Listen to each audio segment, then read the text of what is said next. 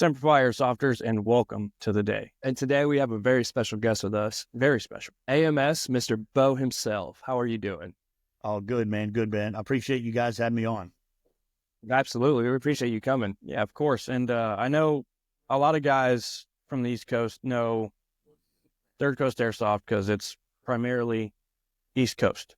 Yeah. But you guys are another event host called American Milsim, or AMS. Yeah. So tell us a little bit about AMS, how you guys started, and a little bit about your events.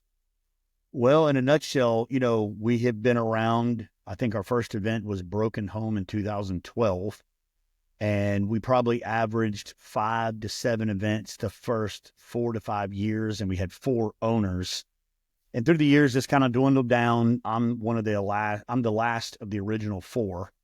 And I have a new business partner now. His name is Cody, who used to work for us for some time. And now it's 2 of us. And we roughly maybe 10 to 11 events a year. And we try to spread them out all across the country, obviously with good weather. That's the hardest part, is getting the schedule down. But, if you had to summarize AMS, I would say that we I don't want to say a jack of all trades, but I think we fit and kind of fill a really unique niche in the industry where we kind of offer something for everybody. If you want to do the hardcore fragos, we have them. You want missions and objectives, we have those. If you want, lane grab, flag capturing, all that kind of stuff, we have that. Our event is basically as hardcore as you want it to be. So we're basically start X to index on Saturday with no breaks. So I think that we're unique in that form where we don't take breaks during the day, but we're also not 48 hours or 40 hours like Milsim West. Right. Third Coast takes breaks. And I think that's good. Like everybody has a unique niche in the industry that offers something different. And I think, in my opinion, that's why I think everybody is doing really well, is because there's a little something different for everybody. But we've been doing it for a while now, and I think we're up to about 85. I think Black Site will be number 86 events. I cannot believe it, but it's been crazy. We just did Revolt in California. It's our first time to host in California, and it was at the Desert Center where they filmed Tenet and all kind of really cool movies. And sadly enough, the facility was absolutely insane and was one of the best facilities we've ever had. And a lot of people like it better than Copperhead, which Copperhead we've done. This will be number 10 coming up in New Mexico. But this venue was really good. The player base is outstanding. I've never seen sportsmanship like this in a long time. It was incredible. So the event went well.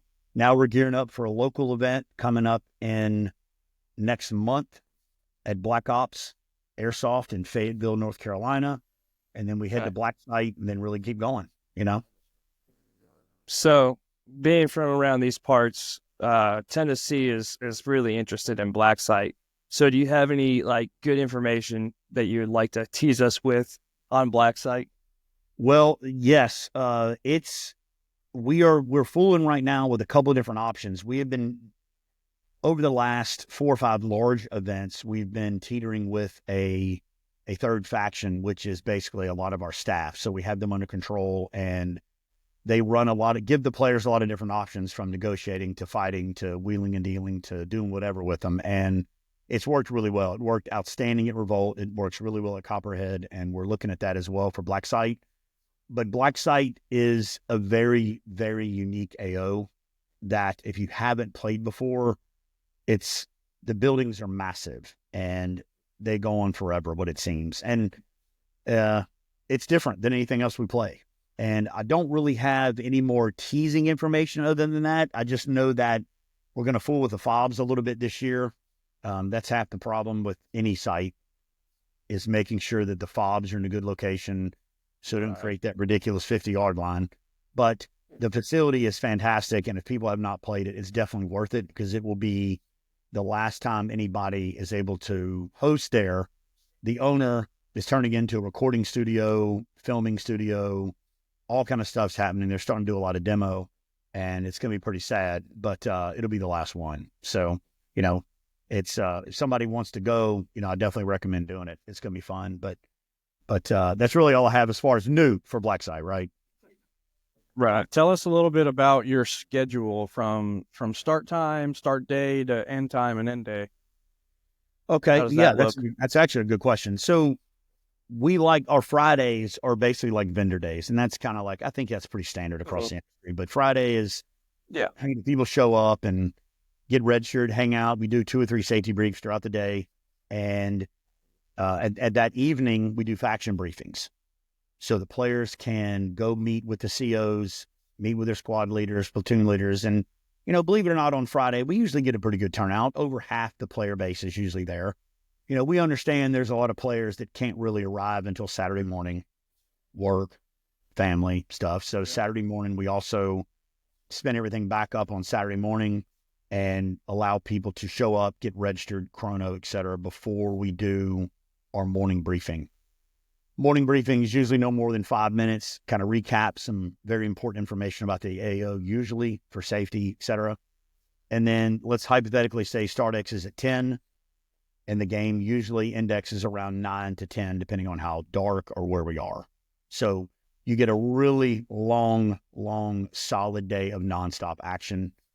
The only thing I think that really separates our games here and there is we started the medic rule a long time ago with 2 bandages. We do implement dragging on the field, so you cannot move under your own power when you're down. You have to be dragged. Fireman carry is okay. We do... Our gameplay continues into the night. I know everybody says no, but it's really cool. That's a whole nother conversation. But our gameplay goes into the night, so all the objectives, missions, fragos are active. Nothing changes. The teams that can sustain themselves throughout the day and handle their business, do what they need to do, and play till index are usually the team that does the best, right? And this is something I don't want to go too long into it, but this is something that I'm really trying to push, at least at our events, right? Is that I'm trying to get players to, you go to a local field or a local game and, you play at 15-minute intervals, 30-minute intervals, 1 hour, whatever it may be. You can go back to the car, you go get some food, come back later and play. And with AMS, we're trying to offer something where like, hey, look, if you're only going to stay in the event for the full day, it's not 48 hours or all weekend. You need to keep what you need to sustain yourself in the field in what we call a fob bag: water, food, snacks, extra eye pro gear, etc. in the fob.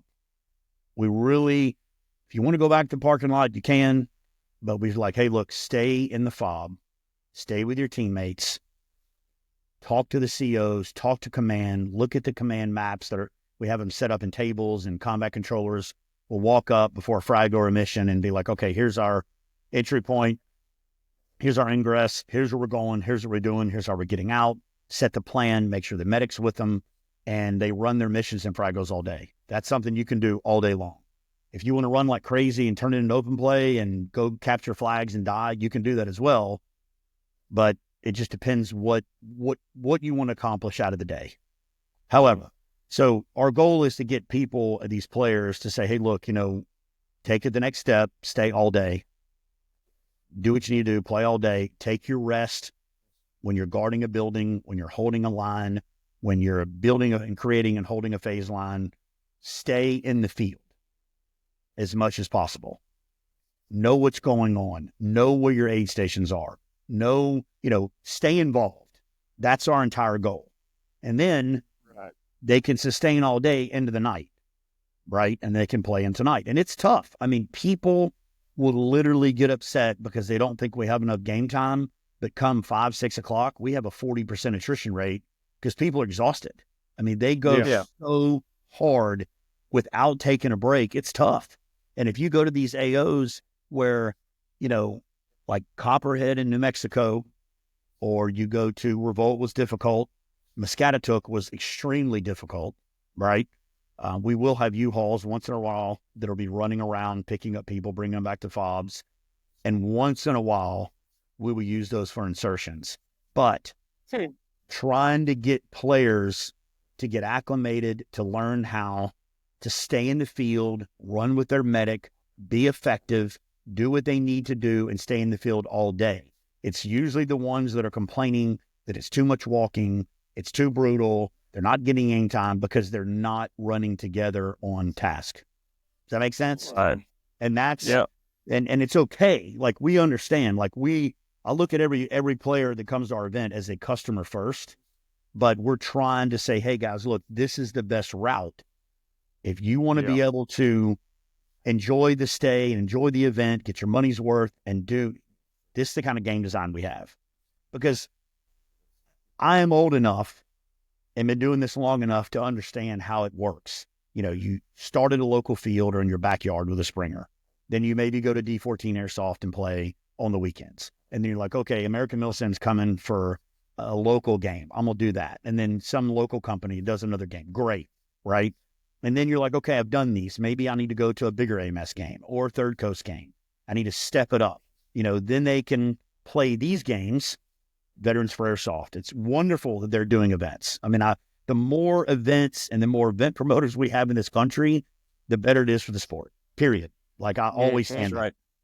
And if people, once they get those games, then the next step is obviously something more difficult if they want to do Milsim West. What Milsim West offers is incredible. I've never done one.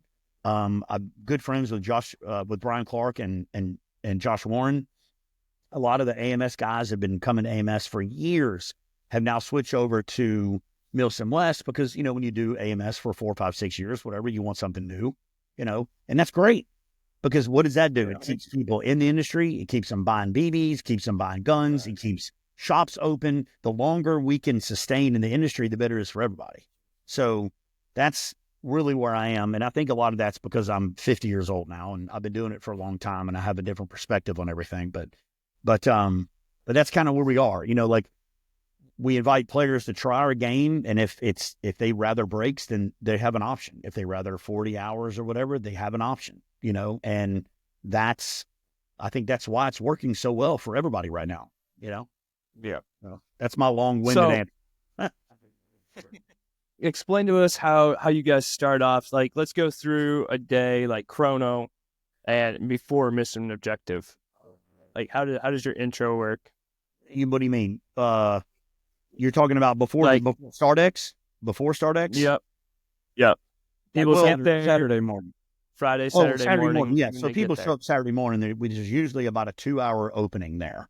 So let's hypothetically say swag, chrono, and registration opens at, let's say, 7 a.m. or 8 a.m.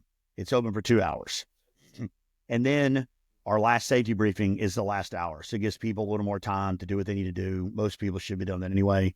I do offer one last safety briefing. It's about 40 minutes of me jabbering, but basically talking about specifically our event, but then more so the field, the dangers, what's expected of them, etc. And then we have about an hour for everybody to go to the fobs. So if it's a mile away, 3/4 of a mile away, if we have U-Hauls and trucks or the AMS trailer, we will start pulling people out to the fobs. But then once the game starts, we really don't do anything to help you get back and forth to the fob. Once in a while, like an Arsenal where it's unbelievably large or Copperhead, we may run the U-Haul randomly throughout the day to pick up people to bring them to the fobs. But I think sometimes it's necessary. Obviously the weather's a factor. If it's unexpectedly 91 degrees and sunny with no shade and no wind, then we're going to do whatever we can to start helping people to do that. Right?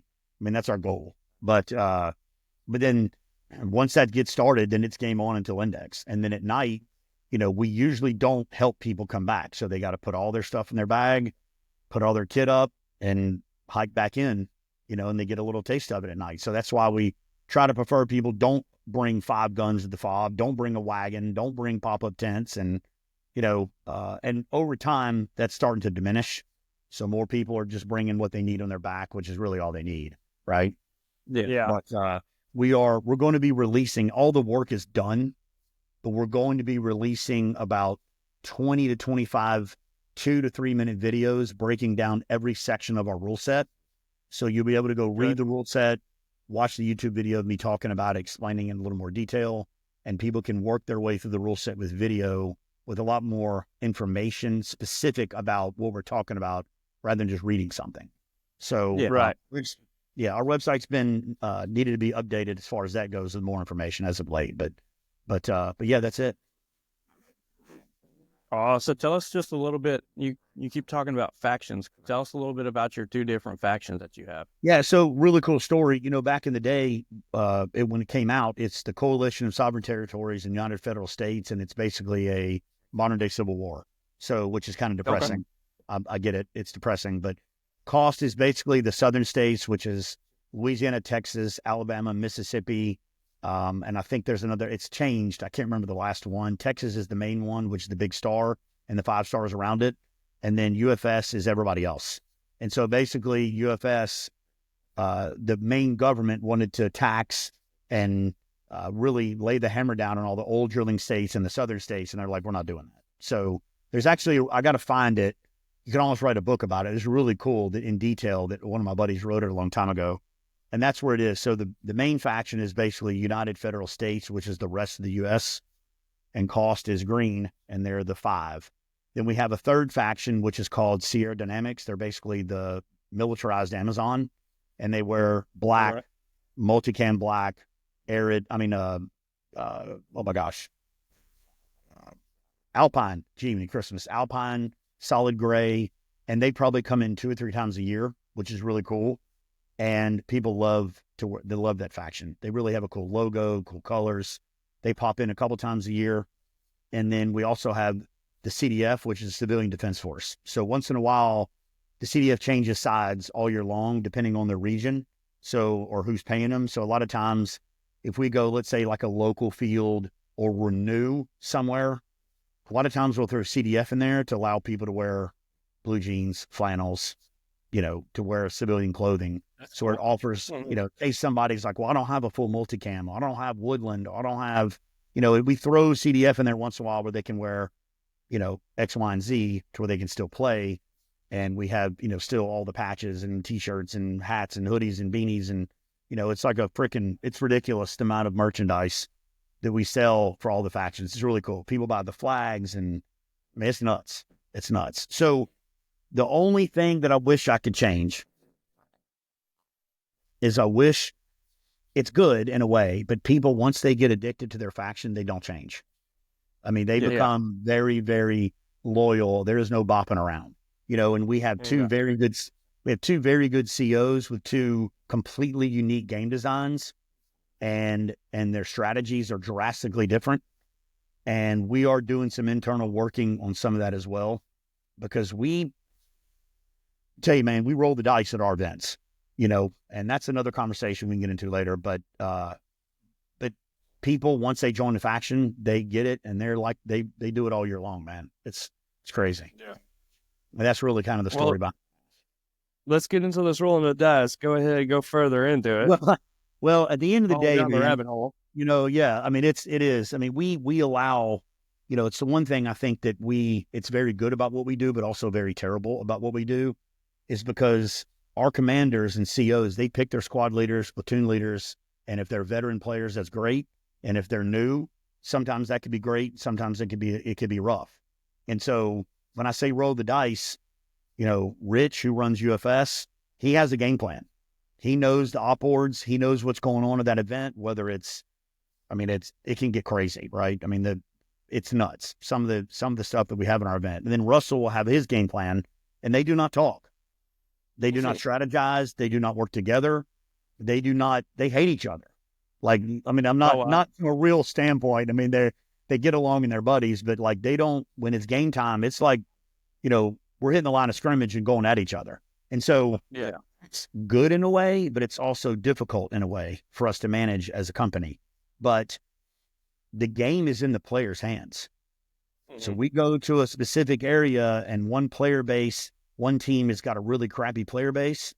And, they just don't care. They're not paying attention to op boards. They're not following orders. The game can go sideways pretty quick. Then we've got to step in and manage it. And we do a pretty good job of that. We try, but it is tough. We are not a very, very scripted, organized, start X to index type game where everything is based on controlled movement.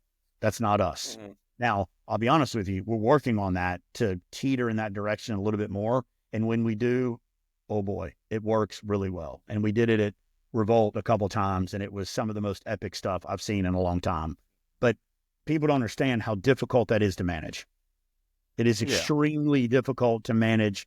I mean, our UFSCO has 65 radios, and he has them all organized, all done, all ready to go. Every squad leader has one. Every platoon leader has one. The lead in the squad, they'll give one besides the squad leader. He hands these radios out. Cost has probably half, and we're working on buying him more so he can do the same thing. So if you're coming to an AMS event and you're in leadership, you're going to have a radio, period. And it's all set up for you before you show up, which is a lot of work on our guys' end, but that really helps. The radios is kind of what saves it. But you know, that's really the gist of it. Okay. Sorry. I will keep talking. No, you're fine. Great. This is awesome. It's good information for people to know. Yeah. What would you say would be a good thing of advice to give to these guys that are new coming into an AMS event? Like for us, we've never been, right? So what would you tell us? I would tell you, honestly, that is an unbelievably great question. If somebody wanted to come to our game first and they're like, hey, man, what do I need to do? The first thing I would do, and I'm not kind of reading from a script here, but is once you pick your team, you know, get involved on the Facebook page. There's a cost page, a UFS page. There's 4,000 or 5,000, you know, users or in the group. You can ask all these questions. People answer them. Hey, can I wear this uniform? Can I do this? Can I do this? You know, follow the Instagram page. Just kind of take ownership of the faction you've chosen to play, right? Then I would say, please, for the love of Christmas, skim through the rule set and make sure you have the right uniform, because we're very strict on that. Use roughly 6 patterns that you can wear. Face covering matters. Helmet cover matters. Tack gear does not matter. It's one of the biggest broken rules, or the most broken rules in our game, is people show up on the tan team with a black balaclava or face mask. Can't wear that. And my thing is, the reason why a lot of people give me grief about it, I'm like, hey, man, this is your identifier. So if you're playing in a facility with a ton of windows and you pop your head up, this is all the enemy sees. So if they see a black balaclava, but you're playing on UFS and you decide to flip your hat back this way and it's a different color, well, they don't know what team you're on, right? Mm-hmm. So, and that's what I tell everybody. I'm like, look, dude, when you get up in the morning, you look in the mirror, you know, if you don't know what team you're on, nobody else does. And so we want to make PID pretty easy with what we do. At the same time, it is challenging with dark factions, but read the rule set and get involved, and then read the op boards. Our guys, I mean, it is Rich probably and Russell will send out 6 to 7 emails prior to the event with more information than you could possibly imagine. Here's the map. Here's the AO. Here's what we're doing. Here's the objectives. Here's the overall look. Here's what they look like. Here's certain areas that we're going to avoid. Here, I mean, it's information overload. And if people are new and they want to experience all the work that we're putting into this and experience an AMS game, that's, to me, the best part of what we do. We are very structured, very organized. You get way more information than you probably need, right? And it's a way for you to be involved before the game even starts. Now, when you show up on Friday, you're not like, what's going on? What are we doing? Never been here before. You've got the map, you got the op boards, the overall objective, what each squads are going to be doing, what the platoon's going to be doing on that side, what the phase lines are, the goals are. I mean, it's all there, right? It's a cool story. So every ticket, you know, you go to buy a ticket, there's a story of what's going on and why, and it's a continuation all year long. So you kind of want to follow that part of it. But really understanding the rule set and going, I'm a rifleman. What is my expectations? I'm a support gunner. What is the rules? What is the expectations? I'm going to be a medic.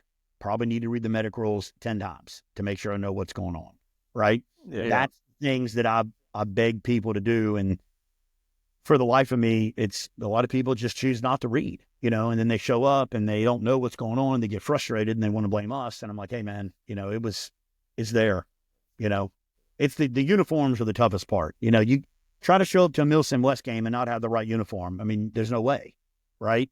So we're trying to get those people to be like, hey, man, you know, like start now. We shrunk it to 6 patterns-ish and then work your way. And if you want to go play NATO or Rust 4, or you want to do something cool for another faction, you know that you got to have the right stuff, and you can start disciplining yourself early.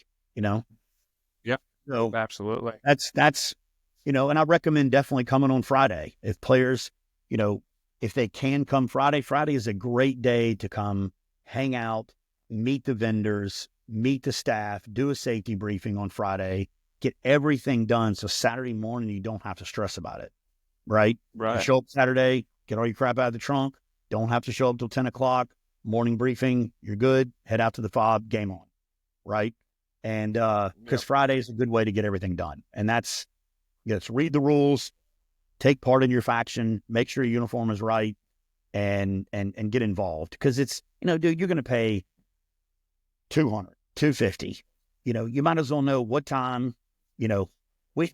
We send out, you'll probably get 6 or 7 emails from the faction command. Then about 2 weeks before, you'll get a final big informational email from us. Here's how to get there. Here's the map of the field. Here's the schedule. Here's everything you need. Thursday, you'll get a text reminding you, hey, man, tomorrow's Friday. Don't forget, everything opens, boom, boom, boom, boom, and boom. Then you'll get another text on Friday, hey, don't forget, faction briefing is coming up, 6 p.m. Make sure you're there, blah, blah, blah. And then, we try to make sure everybody knows what's going on. That's, if you don't know what's going on, it's hard to have a good time. Yeah. That's kind of where it's at. No, I mean, that's some absolutely great information to be getting.